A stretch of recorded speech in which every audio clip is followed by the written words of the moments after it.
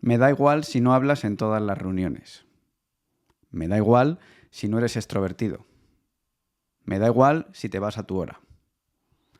Me da igual si lo tuyo es escuchar. Me interesas tú, tal y como eres y cómo trabajas. No quiero forzarte a ser extrovertido ni a seguir un modelo que no va contigo. Estas fueron las palabras que me dijo mi tutor cuando tenía 21 años y llevaba 1 año y 6 meses en la primera empresa en la que trabajé.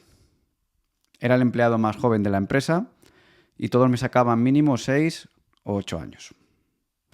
Yo era tímido, pero se me daba bien el diseño de software, el testing y saber trabajar con código legado. Mis compañeros mayores me preguntaban y me pedían ayuda cada día, pero también se quejaban de que hablaba poco en las reuniones de la empresa, con los clientes, y cuando llegaba mi hora se quejaban de que me fuera. De que llegara puntual por la mañana cada día y no tuviera apenas distracciones durante el día, de eso nunca me dijeron nada. Mira, la cultura corporativa está obsesionada con que hagas lo que hace la mayoría, pero lo mejor siempre está en otro sitio. Terminé formándoles a todos y con el tiempo terminaron respetándome por mi trabajo y mi conocimiento, no por comportarme como ellos esperaban. Y eso está bien, porque no todos somos iguales.